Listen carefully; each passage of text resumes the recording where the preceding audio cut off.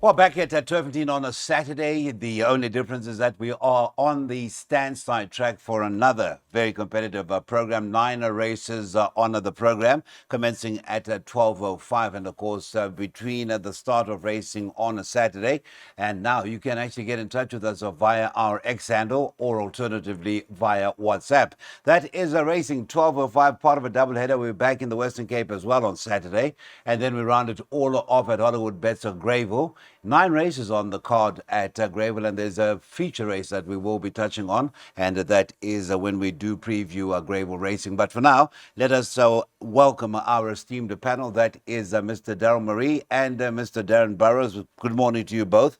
Mr. Marie, let us start with you. Thursday racing, how did that treat you? Public holiday racing? Competitive stuff, huh? Yes, it was, Cecil. We got the second jackpot right. We made a nice profit on that, the big 3-2. But unfortunately, Rosario Finale let us down in the PA and the bypots. But we'll bounce back today, well, Saturday at Turffontein. I like the look of the card. First leg of the bypot, I am bankering number 1, Zenobia's Gold. Cecil, comeback start. She actually beat Super Skit. Yes. And then Super Skit reversed that form in her next start. Indeed. I don't know if she ran below par in her second run after rest, but yeah, she is having her peak run. There is an equipment change. She's getting fit with a set of blinkers first time round. And the opposition, barring the first timer, doesn't look too strong. Her main rival, the form line hasn't worked out whatsoever. The 5th, 6th, 7th, 8th, 9th, and 10th horses all ran placed in their next starts, and they finished alongside her. So I'm confident in bankering number 1, Zenobia's Gold. I actually make the first timer. If it's fancied, the possible danger. Number 8, the Crown. Okay, so that is the story from Mr. Marie. Number 4, Like a Butterfly, is scratching in race number 2, our first leg of the bipod off at 20-1 rather. A very good morning to you once again, Mr. Burrows. Your thoughts on the program overall at Turffontein come Saturday? I think it's a great card. I look forward to it. I think there's a couple of bankers and a few strikes at decent prices, which we'll get to during the show. Now, race 2, Zenobia's Gold. She's having a peak run, third run after a lengthy layoff. So she'll be cherry ripe for this race. Everything in her favor. I thought she would do better last time out, but she was well beaten. Arabian Red. Now, this filly has shown glimpses of ability. And last time out, I saw her moving up at the 400, and then she just faded out of it. And I think the 1800 was way too far.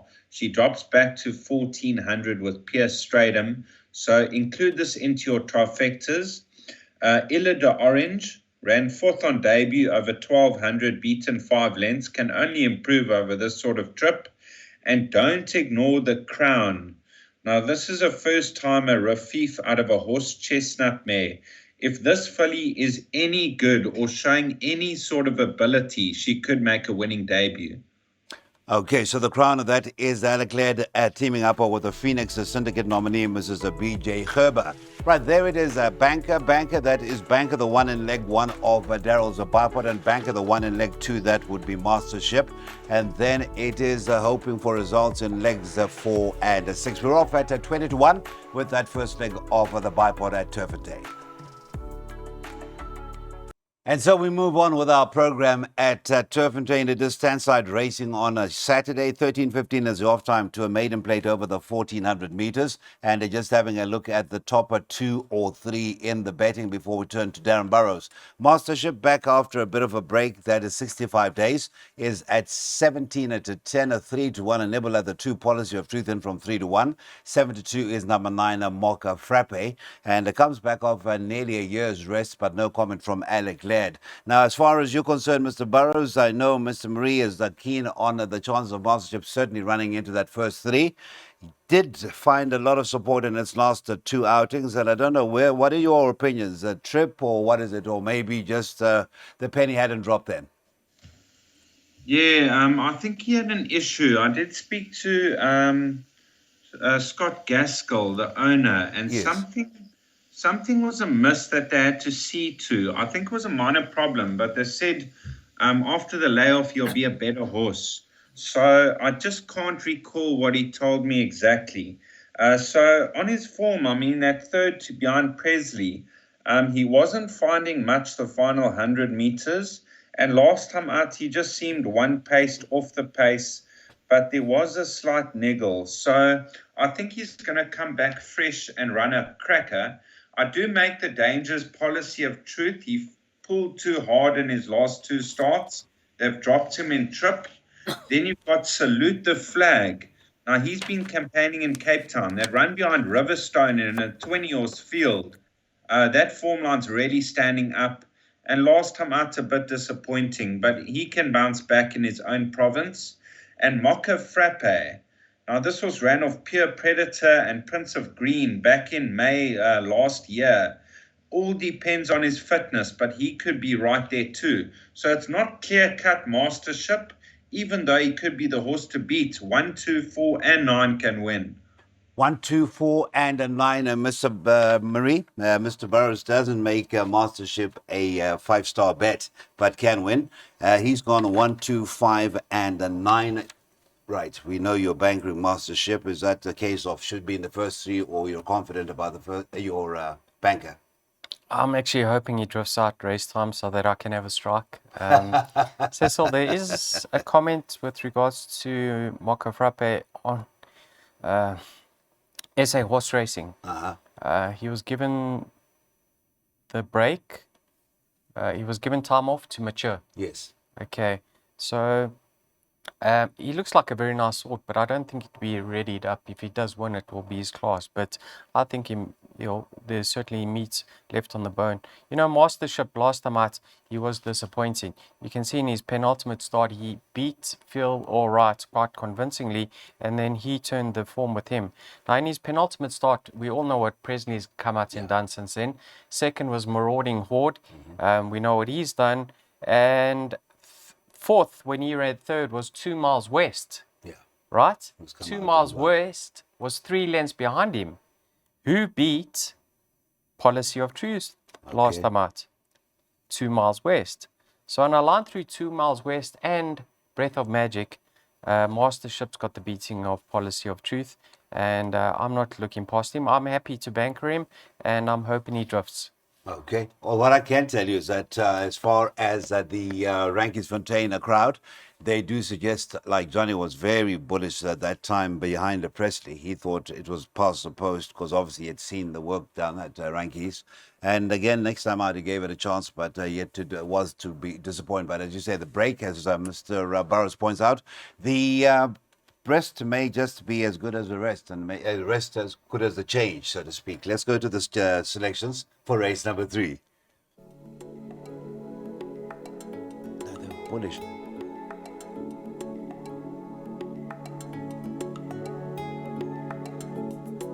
All right, it is a pick 6 time. The pick 6s this week on the Highveld haven't been too bad. We had that carryover on a Tuesday yesterday, a decent payout. And Saturday, whilst it's not the biggest of fields, I think you could have 1 or 2 very competitive heats that to look forward to. Before we turn to Mr. Burrows and his in-depth look at the pick 6, what about you, Darren? As far as race number 4 is concerned, what are we doing here? Cecil, I'm actually quite strong in the camp of number 4 here. Excuse me, Cecil. Number 4, Turbo Power. Now, there's a form update. We know he ran 4th at the ball. When was it on Tuesday, Cecil? Tuesday, 3 lengths to Juru's out. Yes. Now, there's 2 horses to take out of that race. Yes. Because the going was focused on the inside on that occasion, right? Yeah. And himself and Master Christmas were hard up on the outside. Yeah. So I don't really believe the race was run to suit them. In his penultimate start, behind Kian the Conqueror, who really didn't do the form line any favours, but I'm of the opinion that Kian the Conqueror is better up the straight. This horse shouldn't have lost. He was desperately unlucky. I think this is a great race if he does line up. I know it might be on the soon side for many, but I really think he's better than his current rating. So turffontein 1160 is going to be ideal for him. So he's my first pick. The obvious runner is Dreamland. I mean, since being fitted with the tongue tie, he has put in consistent efforts on all 3 occasions. He's drawn towards the outside. He's very fit. Possibly he ran slightly above his rating last time out. So he's the obvious danger. But I really think Turbo Power is better than his rating, like I touched on. So 4 from 1 for me. 4 from 1 for Mr. Marine. Now, what about you, Mr. Burrows? We saw a very impressive winner. I think you both liked it, Joker Man, yesterday or day before yesterday at Turffontein. Green Flash, I think, would fall into the same category, lightly raced and is being brought along slowly. Would that be part of your thoughts at all? Definitely. I think he's got a chance, on his his debut run. He was very impressive over course and distance. He has got a lot of speed in his dam line.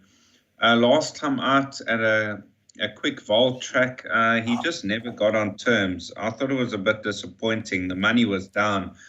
You got to give him another chance. I thought the horse to beat is Dreamland. He brings the strongest form into the race. He ran off Joker Man, and last time out behind Time for Orchids, I thought a cracking effort. But that was over 1,000 meters, and I get the feeling maybe he's better over 1,000. But the 1160 is not out of his range, and he's drawn hard up on the outside, which is in his favor. So Dreamland, my narrow first choice. I've got respect for San Simon, but he is drawn 2. That's down the inside, and he might have a slight disadvantage. But in saying that, he's quite decent. Turbo Power will be doing his best work late, but would have preferred a 14. And Max the Otter also has an outside place chance. Okay, so let's have a look at those selections from Mr. Burrows. 1, 2, 4, 7, and a 9. And Mr. Maria was just slapping my wrist here. I was trying to do a quick sex operation on a number 7, Green Flash. She one of the 2 fairest sexes, members of the fairest 3 members of the fairest sex in the race, or is it 2, with the Rattlebag also being part of that. So wide in the first leg, the banker will come in leg number 3, and that is the 3. We will get to that, and it'll be of great discussion. And then, of course, penultimate leg number 5.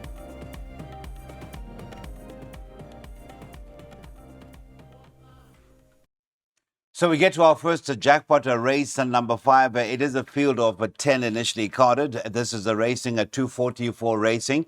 For you fillies and mares, 96 handicap. By just talking about our own moniker, that is racing 240.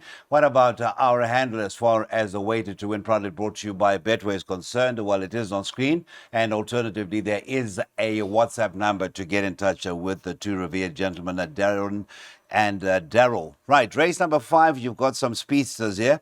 And topping the boards right now is the very impressive Time for Orchids. And seems to be a bit of a giveaway given the performances we've seen since relocating to the stable of Johan Janssen van Vuren, 11 to 10. And then it's 6 to 1, about 8 Woman of Power, the 10 Virgin River, 6 to 1. 9 to 1 and a better bar those. Well, you're a man who definitely knows what value is as far as these prices are concerned, Mr. Burrows. Time for Orchids, 11 to 10. What are your thoughts? Well, Cecil, I've labelled her in her last 3 starts, and she's arrived. But I went back in her form, her first run for the Van Vuren stable, where she ran off Mrs. Browning. She had Ice Star in front of her, and Ice Star is now 7.5 kilos better off at the weights. So I thought, if you're playing pick sixes, I've only gone 1 and 3. But Ice Star at 16 to 1 or 14 to 1, I thought a better place bet than Time for Orchids a win bet. But in saying that, Ice Star's drawn down the inside, but she does show pace. And Time for Orchids is very, very good on her day. And she looks like a sprinter now. She used to campaign over 14, 16. And now 1,000 meters, 1,200 her trip. So I'm still going to be strong in the camp of Time for Orchids, just with a bit of respect for Ice Star. Okay, just one last question to you, Mr. Burrows. As far as the likes of Woman of Power is concerned, would you expect something better than that very good run last Saturday? She must have a say, She's a lightly raced filly. She's got a chance. And then you've got Virgin River with 48 kilos, also got a chance on her last couple of starts. Mythical Dream, Wings Within Me. It is a competitive race when you look at the weights, but Time for Orchids still is a standout. Thank you so much. Mr. Marie, do you agree? Time for Orchids is a standout? I'm not too sure about that, Cecil. It's a fillies and mares handicap. In a few of her starts on the Highveld, she's been extremely well weighted.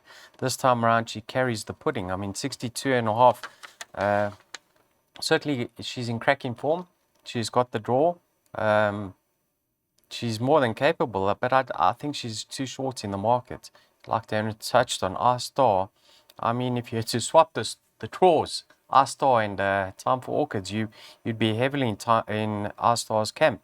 In saying that, R-Star last time out was around the bend, penultimate start. She wore the blinkers. If she gets over to the middle of the track, she's certainly going to pose a big problem to the current favourites. Woman of Power, I love to come back. I love her form up the turffontein straight. It's faultless. So she's drawn towards the outside. She's getting 8.5 kilograms from Time for Orchids. Last time I'd seen her comeback, she ran against open company. Now she's back against her own sex. If this race hasn't come too soon for her, she might get a great toe just beyond Time for Orchids and manage to finish the race off. So I'll make it a little bit more trickier than what the market suggests it is. Time for Orchids, probably the filly to beat, but no value. Okay, so Time for Orchids, that will be the acid tester tomorrow. Let's have a look at the suggested jackpot from Darren Burrows. 1 and 3, that is Time for Orchids under Ice Star, and then there is that banker in leg 2 and a banker in leg number 4. The jackpot pool, that is the first jackpot, closes at 14.25.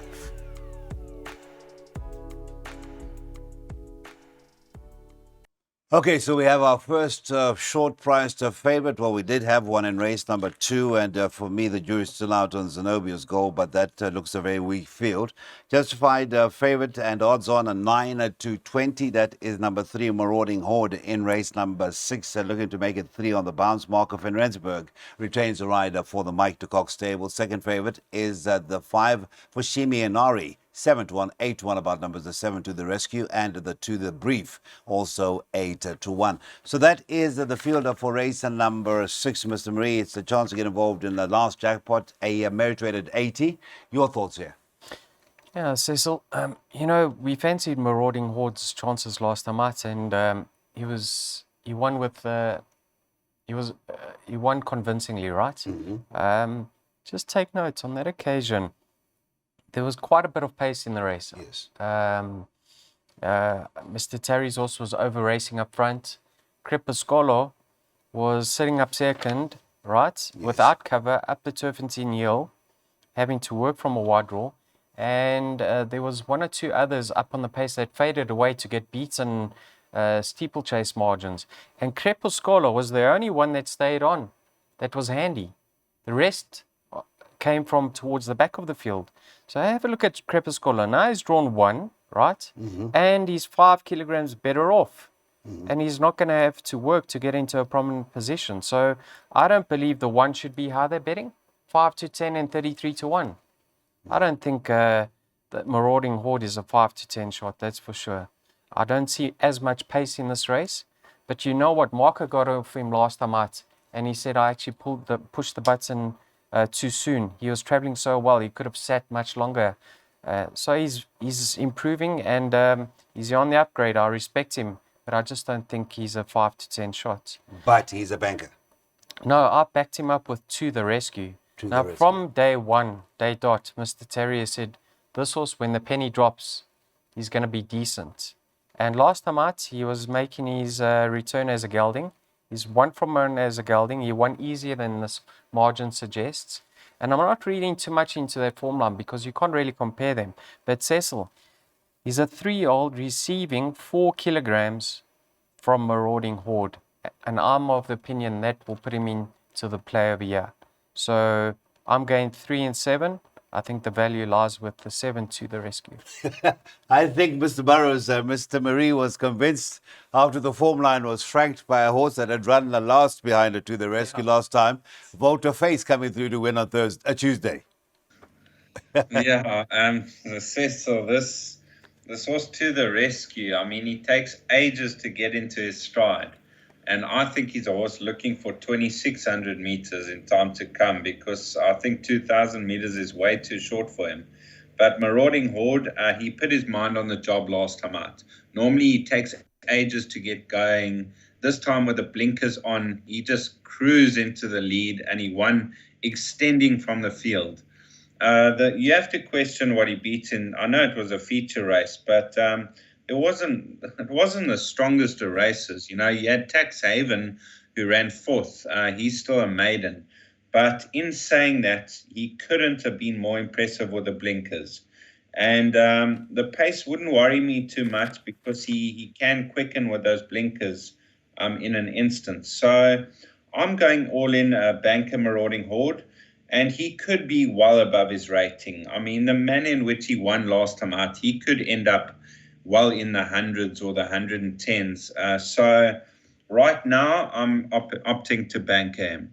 Banker, as we saw in Darren's both his pick six and the jackpot, and it is a win bet. That is number 3, Marauding Horde, to make it a 3 on the bounce and an overall a 3 from 5 outings. That is a divided handicap measured at 80 over the 2000.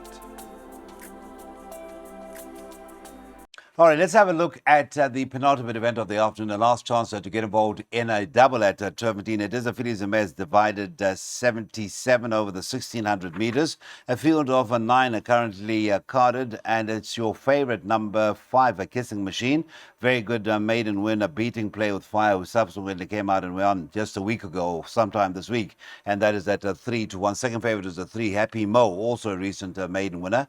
Gavin Larena is to retain the right for the Yuan Yanzi from Fury and Stable at 33-10.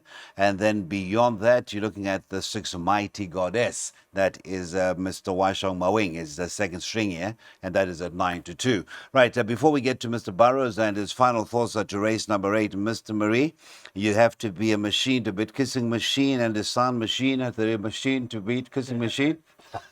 Yeah, Cecil. Great race. There's lovely improving young fillies over here, namely Kissing Machine and Happy Mo. Now, you can see on paper they both beat Play with Fire, so I don't think there's going to be much separating them. I couldn't have been more impressed with Happy Mo's victory last time out.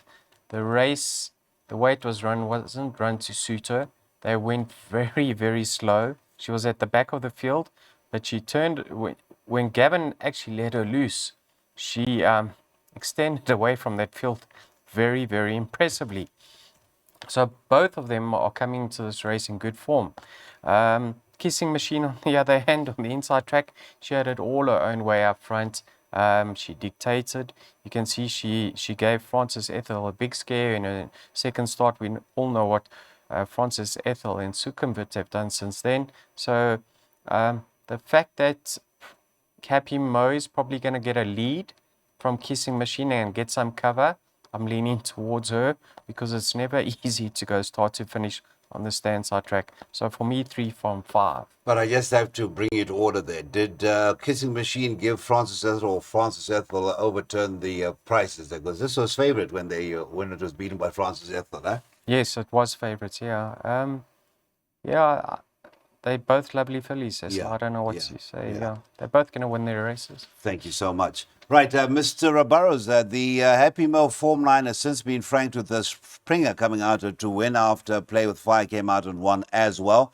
You're going to tell us your selection and give us your context to your confidence about the selection. Yeah, I'm not too concerned about Springer coming out to win because I think she beat the blind school. But to be honest, I think Kissing Machine's a good thing in this lineup. I'm just hoping she doesn't go to the front. You don't want to do that on a testing 16. I'm hoping that they slot in second, third, fourth, and can slipstream a couple of others because she's very good. They did say months ago that this was their Guineas filly. Maybe they're taking it to Durban if things go according to plan.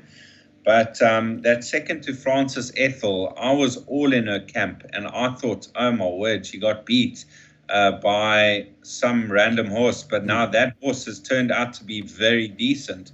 So now that second behind Francis Ethel's looking quite decent. And on debut behind Sukhumvit, she only learnt what it was all about late. So for that fact, I think she's going to improve a couple of lengths. She still looks very green and immature. And I think Kissing Machine, great value at 7-2. Thank you so much. Let's confirm that jump in early. That is on Kissing Machine, because by the sounds of it, courtesy of Darren, this horse could certainly be much shorter come 4:15. That is the running of race number 8. The last chance to get involved in a double at Turffontein.